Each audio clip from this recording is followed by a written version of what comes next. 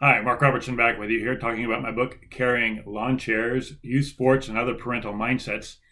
As I say at the beginning of each one of our segments here, the book is divided into two sections. We've talked about the first section. It is about parents and their kids involving youth sports, organized youth sports, and all the problems I have with it. The second part, we talk about the parental dynamic and many other subjects related to the parent-child dynamic. And today, this one is kind of a familiar one, comparisons. It's crazy for parents to compare their kids to other kids, especially kids in their own family. It doesn't do any good.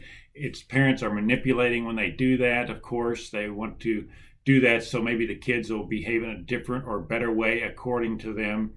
And they do it. Sometimes they even do it in a sneaky way. They compare them. They might start talking about another kid in hopes that their child that they're trying to manipulate will hear that and want to behave differently, better, in a better way that the parents think is a better way anyway.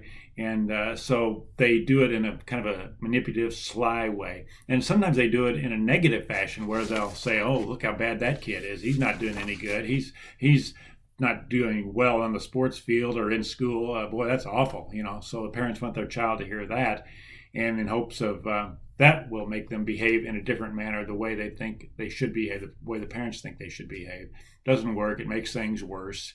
And parents should focus on bringing out the best in their kids. Every child is different. Every child is a gift from God. Every child is designed differently by God with different talents and abilities. Now, again, there are duties we need to do. Children need to learn how to get along in life, take care of themselves, do the duties of life. Yes, I know are tasks and duties that have to be done, but it is very cruel to compare kids to other kids, especially, well, always if you're trying to manipulate them, and it's not a good thing to do. It's just the kids see right through it. Even if they don't see it right away, it hits them later what you're doing, and it doesn't work. The way to deal with young people is the truth. It's the way to deal with everything. You have to be honest with them. Maybe if you can do this way, that might help you. Back and forth with the parents. The child will have something to contribute. The parents may not always be right. They're quite often not.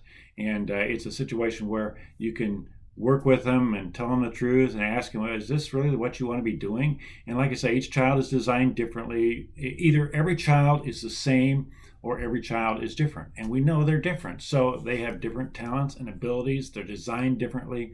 And to compare them is just crazy. There's no comparison. Every child is totally unique.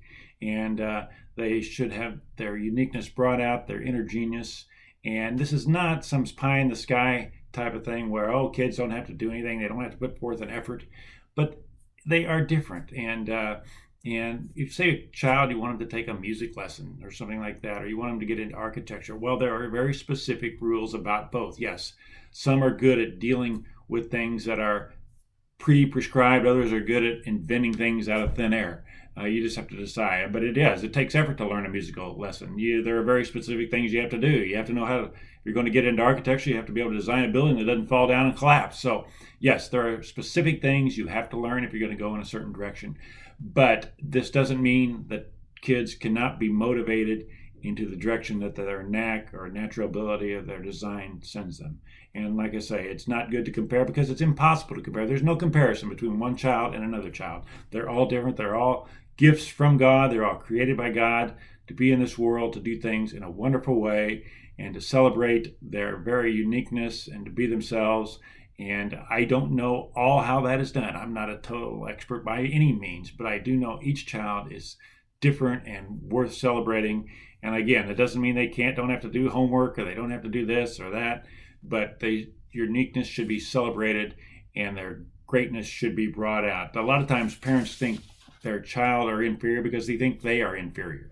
Well, and they just pass that down to their children, and it passes inferiority complex, I guess is what they call it, from generation to generation. So the child is spending their entire life trying to prove they're not inferior rather than being who they are and bringing out the best in who they are and using their God-given talents in the way God designs them. If you're using your talents, you feel better about yourself, you know who you are, and that's what children should learn, rather than putting them all in schools in rigid rows.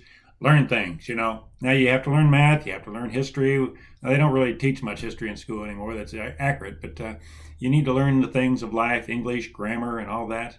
And it's good to get along. You have to know how to speak English, but and proper grammar and things like that. But you need to be yourself too. You got to learn to be yourself, and don't compare your child to other children. It's not a good thing. It never works.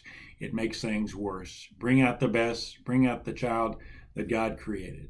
And thanks for joining us again today. We'll talk to you next time.